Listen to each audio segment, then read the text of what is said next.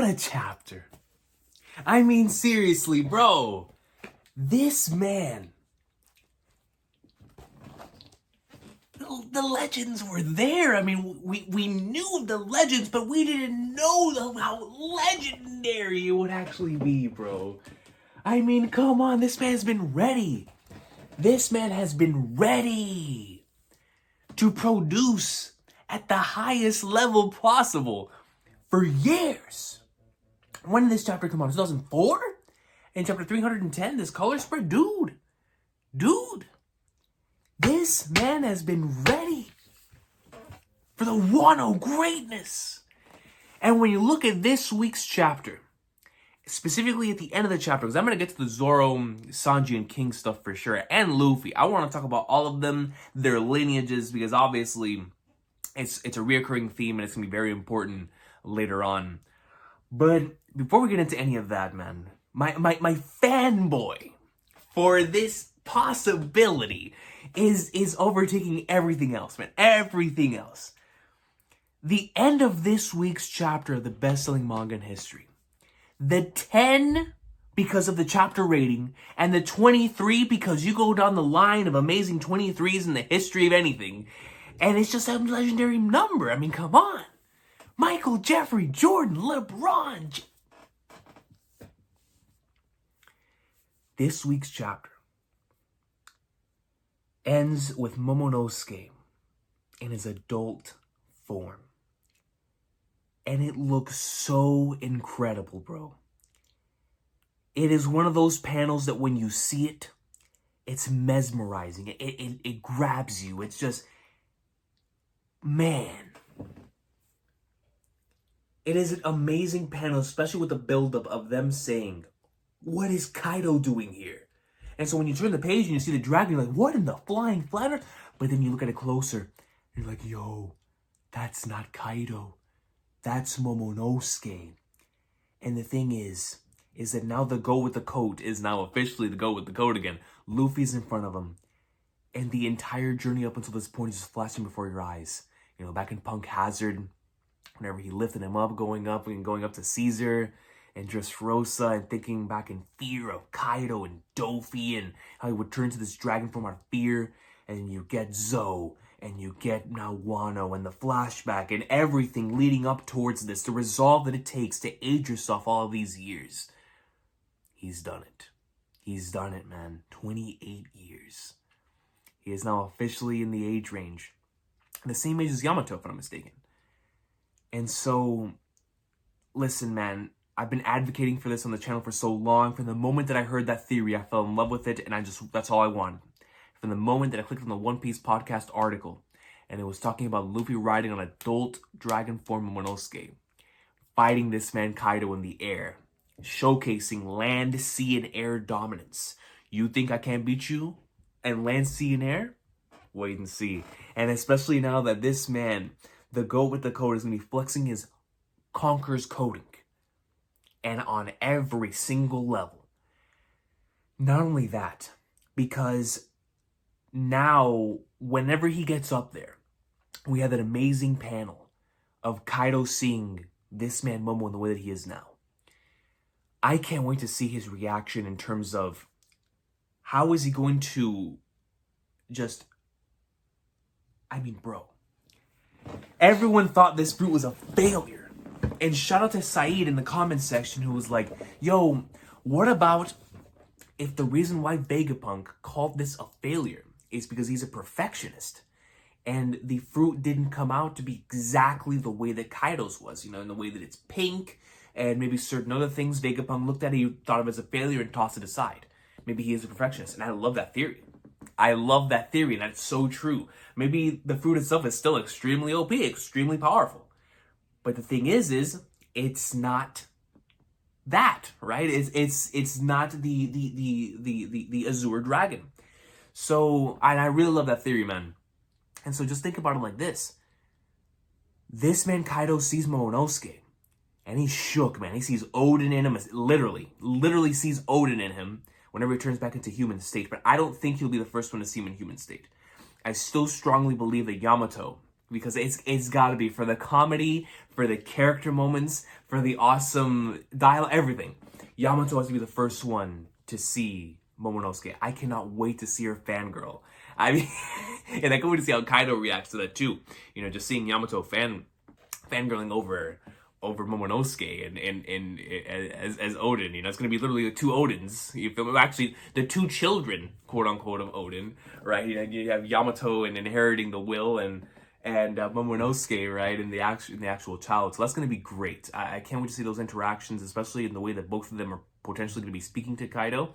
I don't know if I'm going to assume Kaido's flashback is gonna happen before this, before all of that starts going down, and that Yamato's most likely gonna be, you know, very injured by the time they get up there.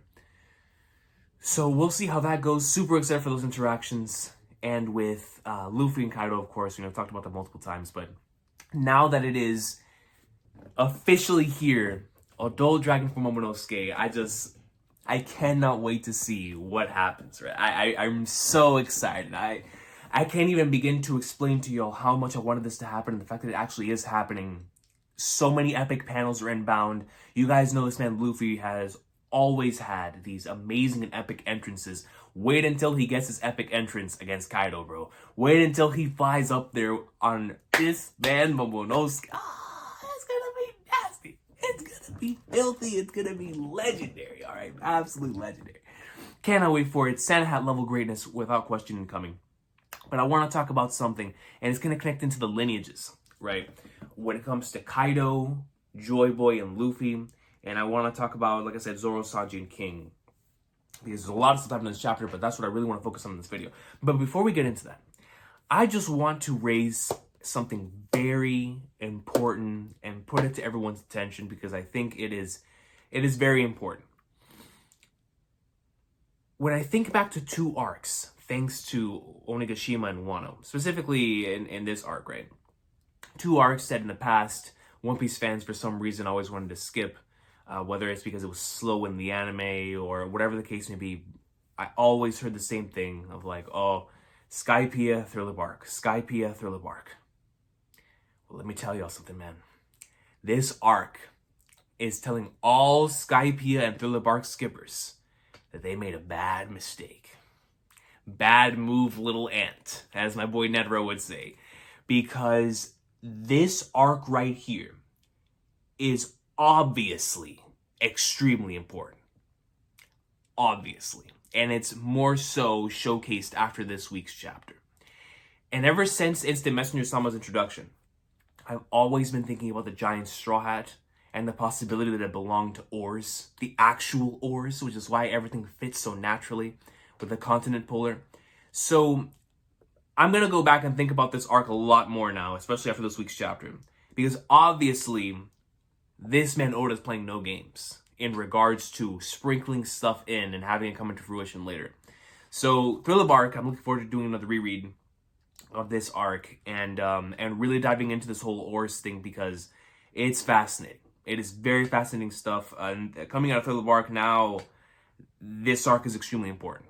And I'm looking forward to the reread. And like I said, my main focus on this reread is going to be Oars and the potential of voice century information that I could have missed out on and or foreshadowing. So on that same line of thought, let's talk about these lineages, because there's a lot here. There's a lot here. Lunarians. This man Shimotsuki Roro no Zorro. But before we get into that, Kaido, Luffy, and Joy Boy. Obviously, throughout this arc, we've had many different things showed for laughter and is he Joy Boy and all these things, right? And after that chapter, when Kaido brought up the, it looks like you're not Joy Boy after all, right? And, you know, bringing up the whole laughing thing. Yamato bringing up, I'm not going to laugh at him, obviously a very reoccurring thing. Now, this week's chapter got me thinking in regards to Luffy and Kaido's relationship and what it means to be Joy Boy and what this final battle is actually going to entail in Kaido's heart. Because we're going to get to a situation in all three of these battles, in the Luffy versus Kaido, Queen versus Sanji, and Zoro versus King, that their lineages are going to be brought up as a prominent factor, as a major thing, backstories possibly, but in regards to their characters and how they're going to react to their lineages. We already saw what Sanji did this week in rejecting it and being like, Lunarian? Yo, my flames come from me, from my passion that burns brighter than any sun. And that's the thing. I think we're going to get that from all three characters, potentially back to back to back. But in Luffy and Kaido's case, this whole Joy Boy thing is obviously something very important to Kaido. When, in this week's chapter, we got this line of dialogue by Whitebeard that talked about the distant past in God's land.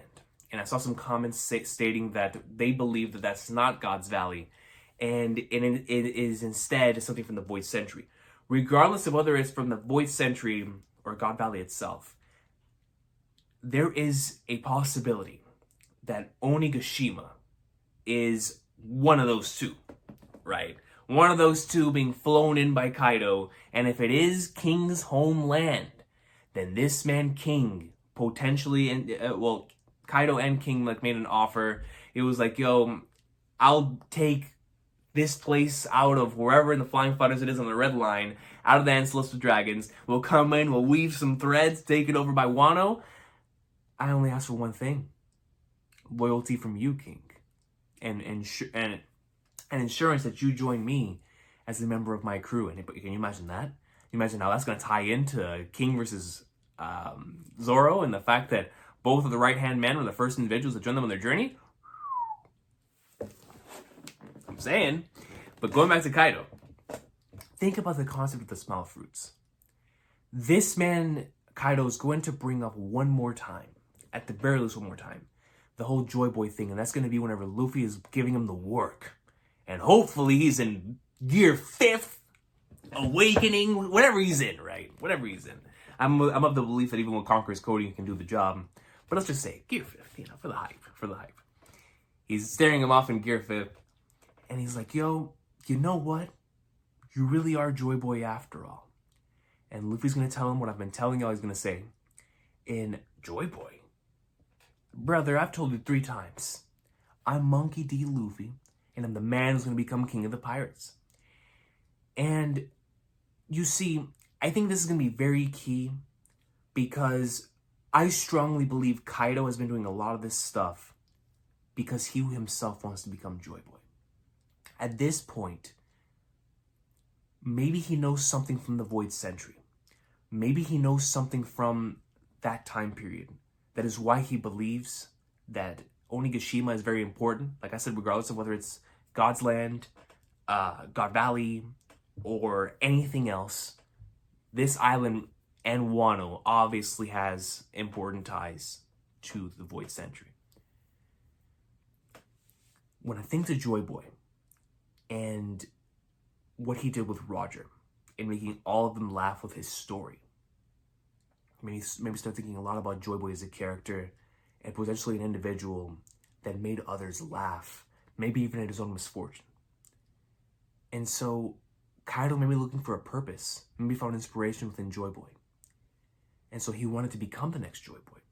And what better way than to, involve yourself with Wano, which is why he's potentially so obsessed with this concept.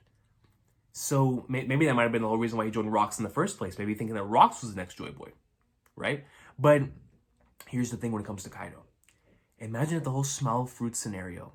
The reason why he was doing all of that and wanted to, besides just wanting to create his own army under him, is because he wanted everyone to smile. And because he couldn't make them smile in the way that Joy Boy did, he forced them to smile forever and ever in the most tragic way possible.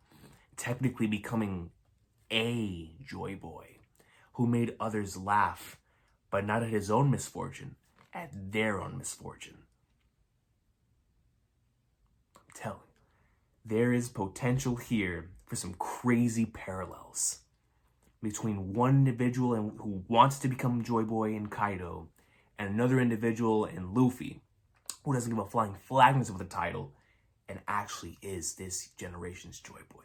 Yo, there's a lot of potential here, man, and I am very excited for it. Very excited for it because the whole lineage thing, man, it's important, it's key, and in Kaido and Luffy's case, it's about title. It is about title, not direct descendants, even though he potentially could be a direct descendant, but it's about titles in there and the importance of titles. So super excited for that on that front, right? Now, staying on Luffy, let's transition over to Sanji because I want to talk about the Lunarians and King, right? And those three. I've already been seeing the talk about Red Hawk and the Red Rock and the flames and how he's able to conjure flames, potentially could mean Luffy's a Lunarian. Now, when we think back to the chapter 470, I believe it is that in this volume? Chapter 470, let me see. Yes, it is. With NL on the cover story, where we first see the Moonanites, which I believe is going to end up being either related to the Lunarians or the actual Lunarians, because they have wings and whatnot, right? So you see them right here. Obviously, the NL cover story is extremely important. You know, we've seen the potential of the Straw Hat being there and all that stuff. I mean, obviously, the NL cover story is extremely important, which is why I'm saying this man was writing the NL cover story throughout the arc. So obviously, he was thinking endgame stuff throughout this arc, right? Both in the content itself and in the cover story. So, with that being said, I'm not sure if Luffy's a Lunarian. I mean, it would be great. Moon Key D Luffy? Mon Key D Lunafi? I mean, some play with words, But I'm still not sure because I'm still of the belief that Red Hawk and the ability to conjure flames does come from the whole volcanic properties that he can potentially, like, has already started awakening, you know, rubber and whatnot, is able to do way more than you normally could, just based on Gear Second, and now he's able to steam in that way, you know, thinking that if he just were to do that, do the Gear Second in his hand, but add Armament Hockey, he could make it to where it's so hot that it looks like it's producing flames, right? Like, that's most certainly, and it is producing flames. So I've thought about that. That's always been my, you know, headcanon for that, right? But if he is a Lunarian, it would most certainly explain the whole flame conjuring process and whatnot. So it is what it is. But in regards to Sanji and King, now I'm very fascinated by this whole Lunarian thing because, first and foremost, the Germa comic from the North Blue. Excuse me. When you think to the Germa comic and Sora, the original Power Rangers that had Law fanboying, X-Drake, you know, all of them, we know that Oda places nothing in for no reason. This is obviously a story that's been along for a very long time. You know, potentially for, I believe it's in the same time period as whenever Ryuma was around and when Mont Blanc Nolan was around, which is insane to me, that all these events take place in specific points in times in history. You know, 800 years ago, 400 years ago, 40 years ago, and now here. But when it comes to the comic and Sora against the Power Rangers, which we know are directly related to Sanji and his family. So let's just say Sanji's Lunarian blood comes from his mother in Sora. Sora is a direct descendant of the original Sora and or the Power Rangers that faced off against Sora. Now here's the thing. Let's just say the artist from that time period, hypothetically speaking, drew that comic to show the conflict between the Lunarians and the Celestial Dragons. So one of the parties is a Lunarian, the other one's the Celestial Dragon. In the same way that we know how Oda's loved drawing parallels to that with stuff like Skypiea and Dressrosa, stuff like Doflamingo's flashback. You feel me? So, with that being said, if that comic is a representation of the battle between the Lunarians and the Celestial Dragons, then this is going to end up being an insane portion of One Piece in Sanji versus Queen and King versus Zorro. Why do I say that? Because now we're going to see if Sanji truly has Lunarian blood. We're going to get to see the last two individuals of this of people who are Lunarians fighting for another cause. So Sanji fighting for Luffy against Queen, and King fighting for potentially his homeland. This could be their original homeland, ladies and gentlemen. Onigashima, we don't know if this is potentially the reason why King is here. The reason why he decided to join Kaido is because this place originally belonged to the Lunarians. So Onigashima could have belonged to the Lunarians, man. And when you think about Sanji's attacks, like Hell's Memories and that type of stuff, who knows if that was foreshadowing for this very moment?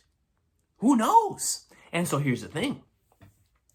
If Sanji really has this, and this whole body tingling thing that he's feeling with the raid suit and whatnot, is directly connected to the fact that it's vibing, it's vibrating for the fact that another individual of his race is here. And it could, either that or the raid suit could be activating his inner Lunarian blood. God Lord. Because, dude, we're going to get to see it from both sides. We're going to get to see the potential of the Lunarians. And the reason why we're seeing it here, I always do this when it comes to Oda. The same thing with Conqueror's coding. We see certain things because we're going to expand upon it later on.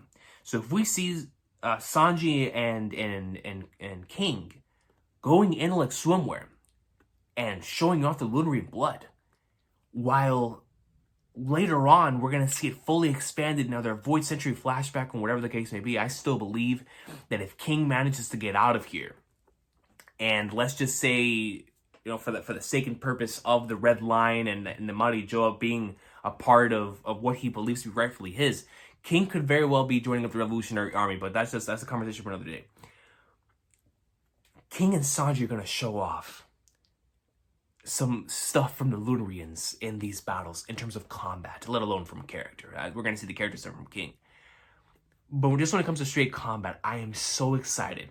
Because let's just say this man Sanji, who's been skywalking this whole time, grows wings.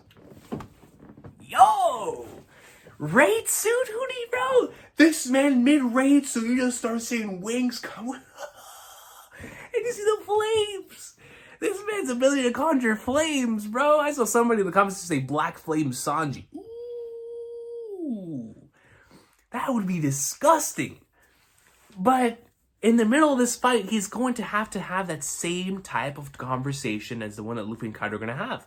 And Zoro and King are going to have. In terms of, we've already seen him deny the whole Lunarian thing before.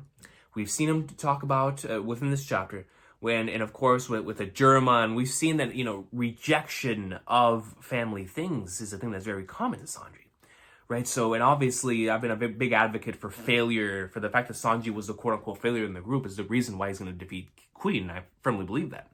But when it comes to this battle, towards the end of it, now that Sanji is coming to accept his Germacidness family, right? He doesn't accept the way that they do, but he still loves them because they're his family. So in the same line of thought, this Lunarian thing starts sticking in my man's head. He's like, hold up.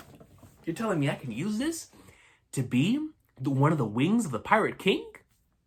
Literal wings? Oh, literal wings, right? Literal wings. One of the wings of the Pirate King?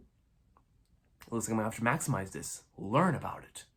You dive deeper into it. And really go into the blood of a Lunarian, because I'm doing things that only I can do, right? Because now it's acceptance. Now it is allowing myself to grow for the sake of Luffy, even though I may not want to.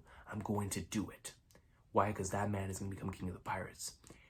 And so I'm looking forward to seeing how he both rejects and accepts the idea, knowing how Sanji's story has gone so far. Very exciting stuff. Because I'm already excited for Queen and Sanji. But to potentially get this man, I don't know what modifications they put on his raid suit, but if it is going to maximize the whole Lunarian potential, ooh, it's going to be nasty. It is going to be disgusting. I cannot wait to see how Oda ends up doing that in that battle. And also, just when it comes to the simple fact of Sanji ends up finding out that this place actually is a Lunarian home, how is he going to react to that? I mean, I'm pretty sure he's not going to care. But I do wonder if deep down inside, the reason why his body is going crazy is because this is his original home. That's regardless, it's just headcanon. That's just headcanon, right? But it's exciting stuff nonetheless. Exciting stuff. So, on the same line of thought, King. Now, I alluded to a little bit earlier about the whole King and Kaido thing, and if Onigashima really is, you know, the original birthplace or the original home of the of King's race and the Lunarians, then because Luna, like I said, is moons, so maybe it is individuals that came down from the moon and landed on whatever that place would be, whether it's God Valley, God's Land, or Onigashima, or, you know, whatever, right? But these individuals obviously are going to have a direct tie to the Void Century, so whatever we see from King is going to be very key and very important to the Void Century, the ability to conjure flames. I talked about Nika and the possibilities of Nika potentially being a Lunarine at this point with the ability to conjure flames, because the whole sun god concept, right? When I first saw that, I thought of the Meta Meta no Mi, because the ability to conjure flames in that time period, because you think about different portions in our history, right? Individuals who, let's just say you bring something from our time period to like the year 800. I bring a cell phone to the year 800. They're gonna think I'm some sort of deity. They're gonna think I'm some sort of individual from like above, right? And I'm pretty sure that's how they thought about Nika in the One Piece world. They were like, yo, this person can conjure flames? And it's like, first they must have thought it was wizardry or something, or sorcery, but then they would be like, oh, hold on. You know, and that's the thing about Nika, is that that's why I first thought that he was the original wielder of the Meta Meta no Mi, and that, or maybe that the flames literally mean like the flames of like the heart, the flames of life, you know, burning inside of individuals. You know, different meanings can come out of the whole Nika thing. But after seeing this week's chapter, you know, the brain started moving, and I was like, yo, what about if he really was a Lunarian? And it does connect to the whole moon thing and all that stuff, right? So that is a definite possibility after this week's chapter as well. But all of that aside, I'm just curious on how important this is to King, because depending on how important this is to King is going to show how this is about to go. Every time this man Queen mentions this stuff, you see King look to the side and he has those little ... right? ... Deep in thought. So we already see how he's talking to Zorro. We see he's nasty. We see that this man obviously is no joke. Not even hybrid form. Still putting in work, right? But I really want to know how important the Lunarian concept is to King. I really want to know. I really, really want to know, because if it is important to him, if that is the reason why he joined Kaido, if this is the reason why he's here, then Zoro's in for the fight of his life. Because it's one thing to be fighting against somebody who simply just wants to win, or who was a gun for hire, like a Daz Bones, or one of the characters like that, right? But it's another thing when you're fighting against somebody who has the same will as you. It's another thing to fight against another individual who's willing to die for their cause in the same way you are. Yo, if this man King legit cares about his people, cares about carrying on the legacy of the Lunarians and protecting it, this is gonna be crazy. This is gonna be crazy. We're gonna see King go all out, and I do look forward to seeing King's hybrid form, because his hybrid form may end up being something very important. That, let's just say, when we go back to the Void Century and we see the Lunarians, we could see, you know, little bits and pieces of how they actually look like based on King's hybrid form design. And that would not surprise me in the slightest. So very exciting stuff on that end. And of course, to finish this off, we've got to talk about Zorro. Yo, a sweat fest of information. We always had a feeling, based on the Tsunachi thing, based on the way the Wano has been so far, that he was going to be directly related to someone from this island. And the fact that now he is to Ushimaru Shimosuke, and the whole Onimaru thing, which now is insane to me. It raises Wano to different levels. Because when you think back to Wano, and you think back to Onimaru, and Onimaru fighting off, whenever he saw Zoro and was fighting him, he must have been like, yo, you remind me so much of him. You remind me so much of your dad, so much of your pops, and it's like, yo, I'm telling you, I'm going to go back and rewatch that episode today. I'm going to go back and rewatch their battle, and of course, I'm going to end up watching Zoro vs. Killer again, because it's legendary in the anime. But I'm going to watch that original battle between the Yukimaru and Zoro, because of course, that being Onimaru. and his connection to Zoro's pops. And I want to see their little small interactions, right? And of course, we rewatched the flashback too.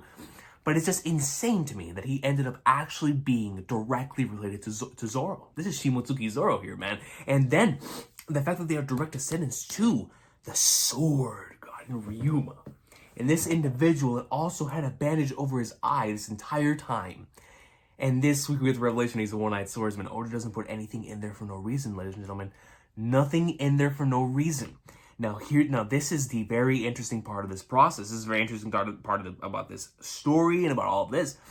Now that Zoro has a very deep connection to Wano, I've always been of the belief from the moment that him and Hiyori had their thing, him and Hiyori are ending up together. I strongly believe that, bro. Which means that Zoro and Hiyori, they're children. Their children are going to come out of the womb admiral level. Are you kidding me? Are you kidding? Ryuma and Zoro's blood mixing with Kozuki Oden? Bruh! You ain't messing with that kid. That kid is coming out the womb ready to either save the world or destroy it. One of the two. No in between. No in between. This man Zoro, bro. Yo, the parallels we're about to see with Ryuma in this fight. The origins of Ashura potentially coming from all the way back then. Because now, if we see that Ryuma could also do Ashura, that means that in the same line, that the reason why Sanji can conjure flames because of him being Lunarian, then, yo, the Shimotsuki bloodline going all the way back, Void Century, to conjuring Ashura, or whatever that energy is. I can't wait to see more of young Ryuma. Young Ryuma in this week's chapter looks just like Zoro, which is extremely exciting, right? Extremely exciting stuff. Looks super, super goated. But it's like, man.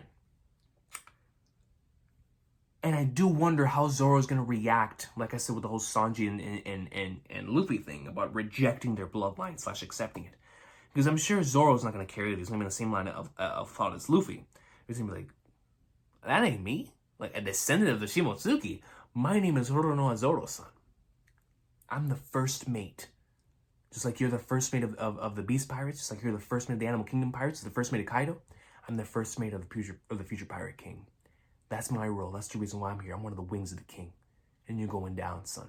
But after all of that goes down, knowing how Zoro is, and if he is going to end up with Hiyori, in this party, he's going to have that thought of his lineage, especially if it connects to how we initially got to Koshiro, right? He's going to have to think about his lineage.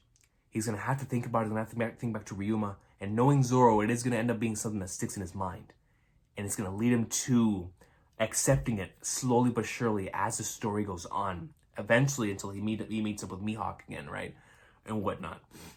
So I look forward to seeing how that acceptance of his lineage is going to lead him to not only power-ups in terms of combat, but also when it comes to, more freedom within his own heart. And now I'm figuring out more things about himself, because Zoro, we know how Sanji always knew that he was from the north or from the Germa. He just never said anything. Zoro never really knowing about his origins and now figuring out exactly where he's from. I wonder how he would feel about that, right? Because there's going to be 2 revelations back to back he's going to get. The fact that he has Conqueror's Haki and that he's an individual that comes from Wano. This is his birthplace. And so if Sanji and Zoro, Sanji's original homeland is here in Onigashima, if this is where the Lunarians are from, and Zoro's homeland being here in Wano, the original city of gold, where Ryuma once, created this legacy and this legend for his family. Now it's like, I can't wait to see the parallels. I can't wait to see the Dragon Blaze and Zoro potentially using techniques that Ryuma used back then. King potentially calling out moves. Oh, man. The potential for all of this greatness is there. I just can't believe that we got this stuff on Zoro's lineage in this chapter. This chapter, all of this I said, and I haven't even covered everything in the chapter. And all of this was in this chapter, man. Just an amazing, incredible, insane chapter of One Piece this week. And like I said, above even the potential in combat and how awesome these fights are about to be, I'm really looking forward to seeing their characters shine in terms of rejecting these titles at first, rejecting their lineages, and Luffy rejecting Joy Boy and later accepting the role in his own way, in the way that only Luffy would, right? Not accepting it because other individuals want to become Joy Boy, because Luffy doesn't listen to anyone else. When it comes to saving individuals that he wants to save, when it comes to doing things that he wants to do, getting the answer, in the same way that Rayleigh and Roger spoke of, or Rayleigh spoke of, we come up with a different answer than I was able to. When Luffy becomes Joy Boy, that's and that's gonna happen at the end of the series, or whatever it is that happens there. That'll happen in his own way. But in Sanji and Zoro's case, of them being direct descendants by blood to now the Lunarians and the Shimotsuki, that is going to be a conversation for later on. An acceptance that is going to take place slowly but surely. And I do wonder how they're going to react to it as they find out exactly what took place back in the Void Century to their people. Right? So it's insane to me. It is insane to me that all this stuff happened in this chapter.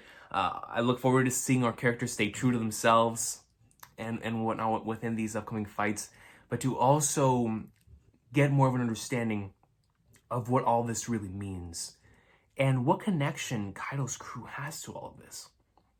Excuse me, because we know what Queen's connection to Zoro, to Sanji is, right? With the whole Mads thing and whatnot. But what is King's relation to Zoro? You feel me? There's a lot of potential there for his connection to the Shimotsuki and whatnot, right? So, but like I said, insane stuff. I'm at a loss for words for how incredible this chapter was. I mean, you got the princes, dude. The long lost prince of Wano and Zorro here, right? Marrying the future of Wano and of Odin's legacy and Hiyori. Zorro, this is gonna be Zorro's play. Yo, when they figure out this man Zorro is a Shimotsuki, if he ever states it, or if Kawamatsu or Hiyori ever states it, they're gonna look at this man like he's a goat. They're gonna be like, yo, Ryuma's blood. They're gonna give him back the blade. They're like, yo, you're Ryuma's blood. Take back flipping Shusui. Take back Shusui, man. That's yours. That always belonged to you. What do you mean, master? So a lot of potential for some greatness there, man, and I just can't wait. I am so excited for what's about to go down, and it's amazing to me that we got all this in one chapter. I haven't even talked about the Nekomamushi, I haven't even talked about the Jack stuff and how amazing that was, and connecting back to Zoe, but I just really wanted to make this afterthoughts to talk about this stuff in particular. And later on in the week, maybe talk about some of the other things, but just an amazing chapter of One Piece this week that really has us thinking about stuff that goes even further beyond where we currently are, that is making this much more important than when we actually considered it being. And man, super exciting stuff. I love how they're all connected in their own ways. And we're about to truly see peak Onigashima, which scares me because this arc has already been amazing. But we're truly about to see peak Onigashima here soon, man. Can't wait for the next chapter. I will see y'all next time. It is an awesome day. Let me know what y'all thought about this week's chapter in the comments section down below. And I look forward to seeing all those amazing comments. So many good comments this week for this awesome chapter. Just thank y'all so much for the support. Make sure to rate the video and subscribe if you haven't. I will see y'all next time. One Piece awesome sauce. Let's go, dude. I'm telling y'all, he's a sicko. This man, Oda, dog, we've been here from the very beginning, ready to go up intellect somewhere, man.